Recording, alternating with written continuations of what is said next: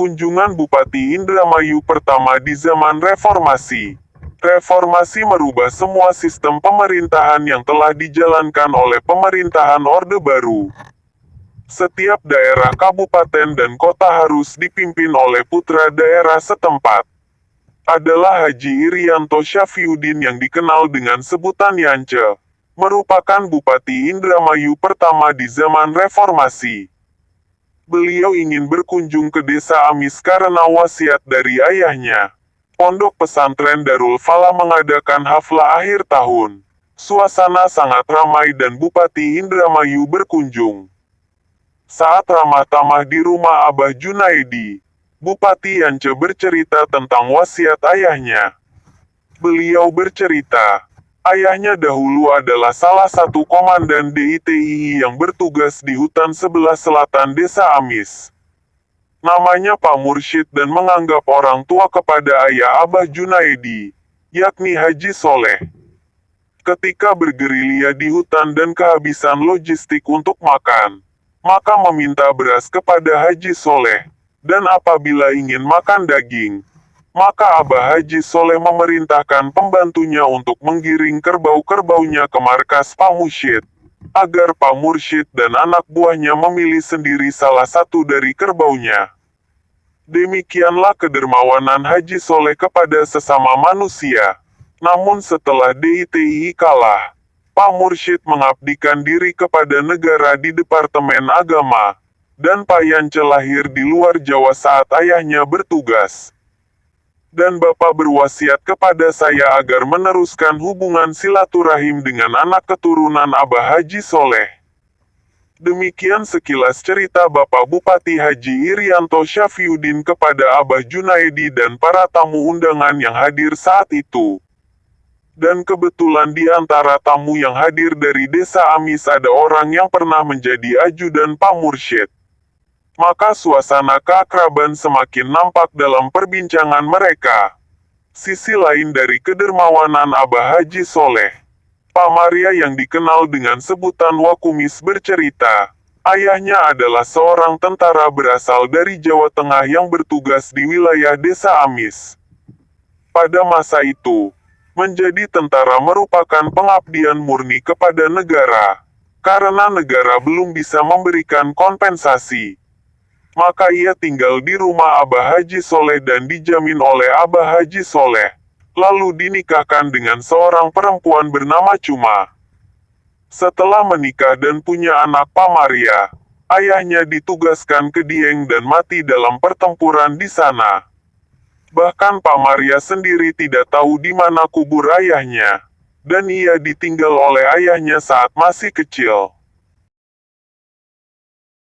Menghalau bencana angin topan. Pada pertengahan tahun 2000, usianya sekitar 70 tahun. Beliau sakit dan harus dioperasi di bagian usus buntu. Setelah sembuh, atau dalam kondisi pemulihan pasca operasi, terjadi bencana angin topan di desa Amis pada bulan Desember di tahun yang sama. Angin topan turun dengan suara gemuruh seperti guntur dari arah utara desa Amis, lalu bergerak menerjang desa Amis dari arah utara ke arah barat, dari barat menuju selatan, dan dari selatan ke arah timur menuju pesantren Abah Junaidi. Seakan-akan angin topan itu ingin menghancurkan seluruh desa. Menurut cerita sebagian orang, di sebelah barat desa Amis ada orang sakti. Ketika angin topan bergerak ke arah rumahnya, ia mengacungkan sebilah keris ke arah angin tersebut. Angin topan berhenti berjalan dan tidak menerjang rumahnya, tapi berputar-putar di satu tempat dan menghancurkan banyak rumah. Lalu angin bergerak ke selatan dan menuju rumah Abah Junaidi. Orang-orang panik dan salah satu murid Abah Junaidi melaporkan adanya angin topan. Saat itu Abah Junaidi sedang menggendong salah satu cucunya yang masih kecil.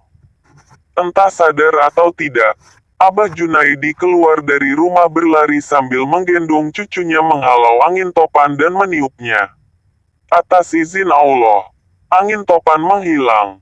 Namun sebagian rumah warga sebelah utara dan barat telah banyak yang rusak. dan beritanya sampai masuk siaran televisi nasional. Ajal menjemput. Tahun 2004 Abah Junaedi mengalami sakit panas selama 40 hari. Setelah sembuh dari sakit panas beliau menjadi linglung dan sulit untuk menyebutkan sesuatu. Beliau sering marah-marah tidak jelas karena sulit mengatakan nama suatu barang yang beliau maksud.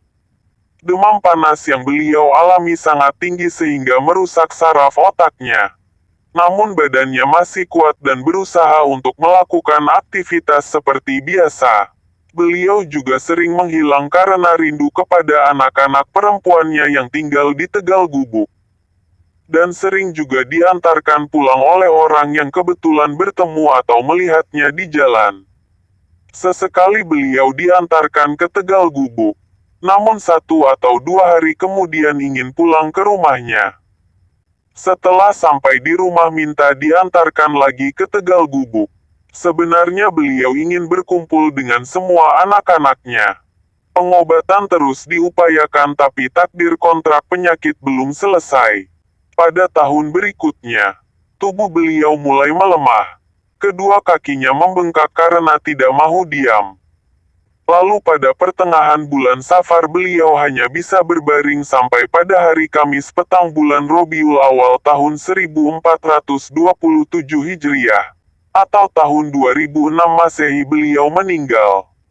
Sementara Ibu Badiah meninggal pada tahun 2000 atau 6 tahun sebelum Abah Junaedi wafat. Beliau sakit di Tegal Gubuk dan sebelum meninggal berwasiat ingin dikubur di Tegal Gubuk bersama orang tua dan kerabatnya. Abah Junaedi dikuburkan di tanah miliknya di belakang rumahnya yang telah diwakafkan untuk kuburan keluarganya. Demikian biografi Abah Junaedi yang bisa saya sampaikan. Banyak sekali keajaiban yang tidak bisa saya ceritakan karena semua narasumber telah tiada. Semoga bisa menjadi suri tauladan untuk generasi selanjutnya.